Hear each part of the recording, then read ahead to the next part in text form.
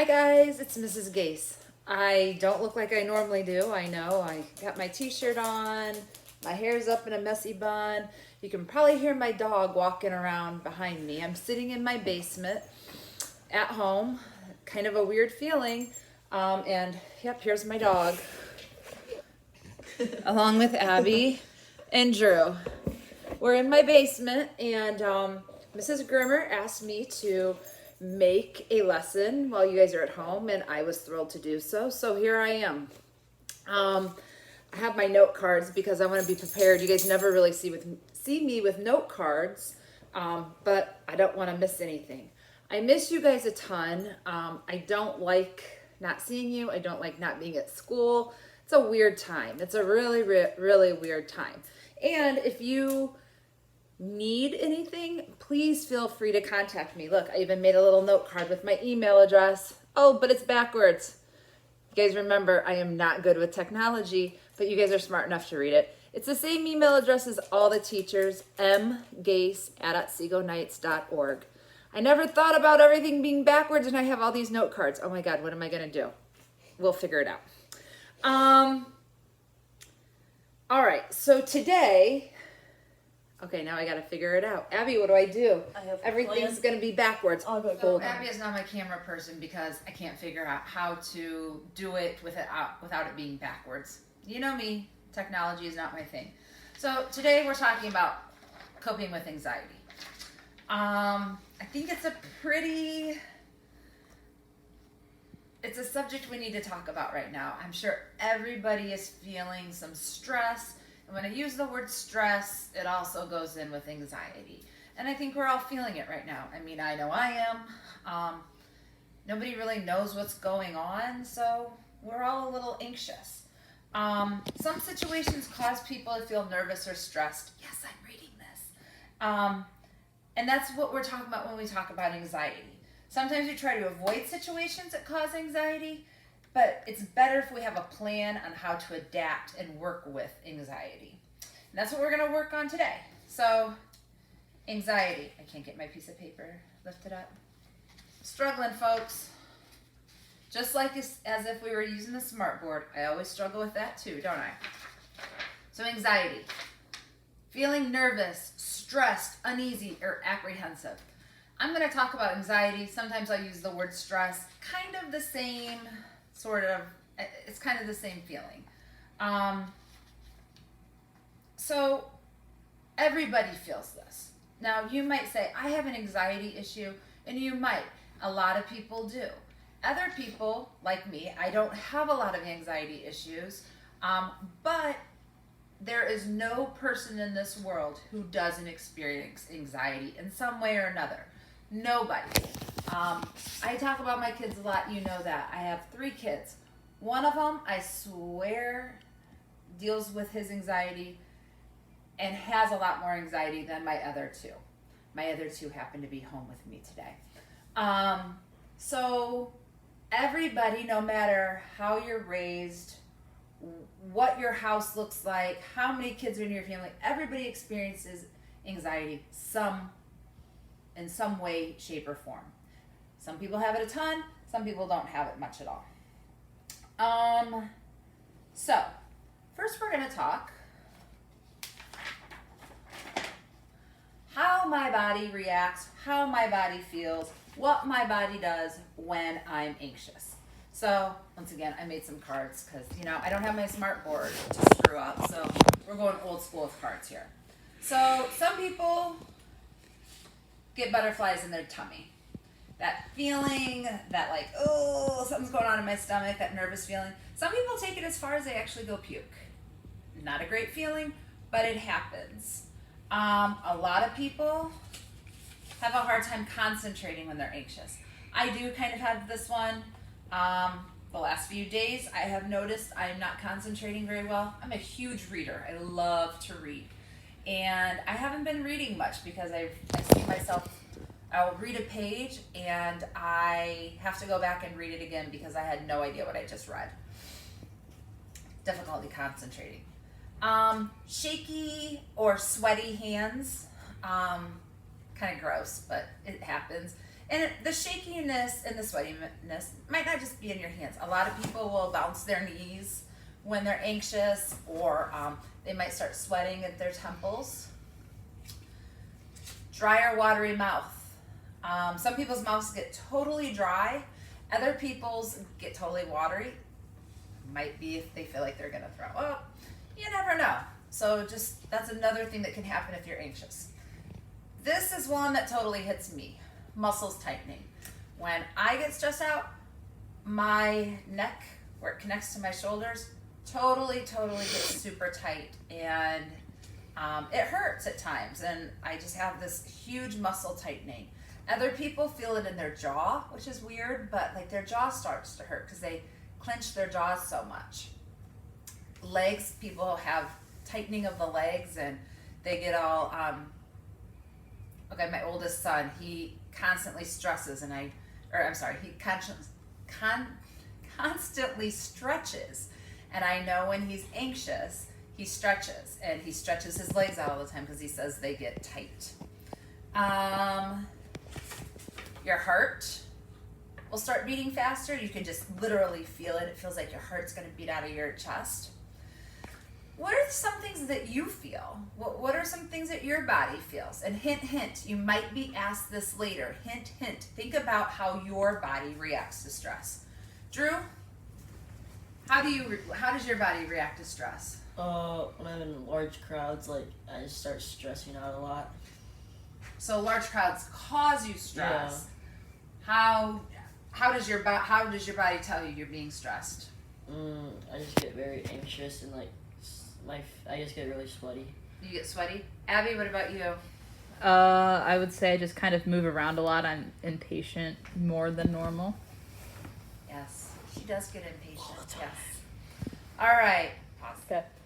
All right. So we talked about how our body reacts to stress. But it's also very important to know what causes the stress. What causes stress in your life? You need to stop moving. You're making too much noise for my sixth graders. So that just caused me a little stress, like knowing he's moving, and that drove me nuts over there. I don't know if that's really stress. It might have just been annoyance.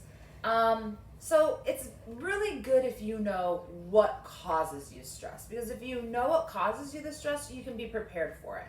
So, probably very hard to read, but I have a list of different things that do cause some stress at times. I think Abby's trying to zoom into it. It's zoomed in. All right. Whoa, as it's falling. So, we talk about some of these things, and I'll just read a few of them. Public speaking causes a ton of people's anxiety. Technology. School, different tests, projects, worrying about your grades, trying anything new, being far from home, crowds, when you're in an argument or a conflict with your friends or family, if your parents are arguing, instability, peer pressure, siblings doing different things. I hear that a lot, especially with sixth graders, like, when my siblings touch my stuff, or when they just bother me. That's a big one that can cause anxiety and stress. Not being in control, and sometimes adults in authority, like people who are over you. Some teachers might make you nervous, or principals. I think you guys are pretty cool with our principal. He's not too scary of a guy. But other people who are in control or have authority over you can cause more anxiety. Obviously, right now we're all going through anxiety, because right now one of the biggest causes of anxiety is fear of the unknown, and it's pretty obvious we're going through that one right now. No one knows what's going to happen, or how long we're going to kind of be stuck at home, or if we're going to get to go back to school, or if we're going to be able to play baseball or softball this summer. I mean, everything's really kind of up in the air, and that's kind of known as the fear of the unknown. And I think most of us are feeling some anxiety about that right now, and there's nothing wrong with that. That's very, very normal. But we also need to figure out how to deal with it. I know for myself, the things that cause me stress are chaos. When life is in chaos, it causes me stress. And this is going to sound silly and it's going to sound very like that mom, but when my house is very messy and disorganized, that causes me anxiety because I feel like I just don't have control of it. I'm sitting here right now looking at the side of my basement, and my oldest son, who goes to Ohio State, Will, I've talked about him before, he had to move out of Ohio State. And so all of his stuff is sitting over in the corner. Abby, you can show them if you want. And it is driving me over the edge. And it is causing me anxiety because I just want it put away. So that is something that causes me anxiety. Drew already said that crowds cause him anxiety. He doesn't like crowds. Abby, what causes you anxiety? Not knowing what I'm supposed to be doing or what is happening around me. Yeah. I like to kind of have a little bit of knowledge what is happening. Abby's going through tough stuff right now. You guys know she's a big swimmer. She was supposed to have a huge swim meet in a month, and they just finally got word today that it's being postponed, but no one knows to when. And she was really stressing yesterday because the pool closed, and she swims 2.5 hours a day, and she's supposed to have this big meet. And how are you supposed to prepare for a big meet if you can't even swim? So we all have stress, and right now I think we probably all have even more stress. So what can you do to deal with the stress? What can you do to help the anxiety? Well, the first thing of it is to know what causes you the anxiety. So that's something we just kind of talked about. And think about, hint, hint, hint again, what causes you anxiety? What is something that you know just gets you every time? Is it that project that you have to present to the class? Is it walking down the hall and seeing Mr. Rife? I'm sure that's not it, but who knows? Is it, a lot of people they get anxiety when they play sports or when it's their turn to have a dance competition or a dance recital or talking in front of people. Any of those things. Think about what causes you anxiety. Hint, hint, you're going to want to know that later. So, the first thing you can do is be very prepared for those things. So, I know chaos in my house drives me insane. So, I kind of do little chores every day. I vacuum every day, or I don't vacuum every day, but I vacuum a couple times a week. And I have a plan in my head what I'm going to do and how I'm going to fit it in my schedule. Drew doesn't like crowds, so he can mentally prepare himself when he knows he's going to go someplace where there's crowds. Thankfully, he doesn't live in New York City, but when he is going to a city or when he's going to an event, he can get prepared. Right before school was canceled, he went down to Ohio State to a big basketball game. He knew there was going to be crowds there, so he was prepared for that. Much like if you're someone who doesn't like to speak in front of a class, if you have to give a presentation, it's good to constantly practice. If you know that presentation frontwards and backwards and are really prepared for it, you're going to lower your anxiety. So you practice in front of other people. So that is the best way, if you know what's causing you stress, the best way to deal with it, to be really prepared for the situation. Much like if you play basketball and you get stressed out at the foul line, if you constantly practice your foul shots, you know you're going to be prepared. The other way to totally be prepared, well, you can never be totally prepared for stress, but to be prepared for stress is to really learn how to deep breathe. And I know this is like, oh my God, Mrs. Gase, that's so dumb. How is breathing deep going to help me with anxiety? Believe me, it does. I've caught myself over the last few days grabbing those deep breaths, and it does help. It can totally help center you. This is one thing I talk about a lot when state testing's coming up and you're super stressed about it. It helps when you get to that math problem that you're just like, oh God, I don't know this one, to put that pencil down and practice the deep breathing a little bit. And I'm not going to do it. Oh my gosh, guys, my dog just farted. Oh, It is really bad. Oh oh boy. I am so sorry. I don't want to practice deep breathing right now. Oh gosh. He's not real young and we just have to deal with it. But woo, ooh, boy. Okay, back to deep breathing. Oh, if you guys have this problem at your house, I'm so sorry. I love him to death, but woo. So the best way to deep breathe, and like I said, this works when you're doing those tests and you come across the problem you just don't know and you're just ready to give up and totally check out. You put your pencil down, and the best way is to close your eyes. Make sure your shoulders are relaxed, because if you're all hunched up or you're all hunched forward, you're not going to get that good deep breath. So the best way, I like to close my eyes because I think I can ignore everything better. So deep in through your nose, deep breaths in through your nose for 4 seconds. And then you want to hold it. Now try not to hold it here in your lungs. Try to hold it more in your stomach, because that's where your lungs are. You're expanding your lungs. So really deep breath and feel like you're expanding your lungs. And you're going to hold that for 4 again. And then you're going to exhale through your mouth. And we're not blowing out birthday candles. We're not when we blow out. We're blowing a dandelion. So it just nice and flowy.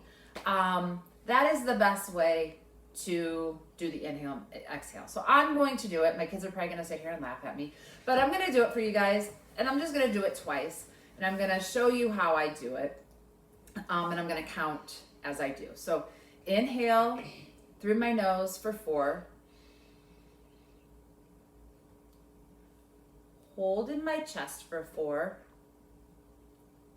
And exhale for 4 as well. Nice and soft exhale. And one more time, I'm going to do it without talking.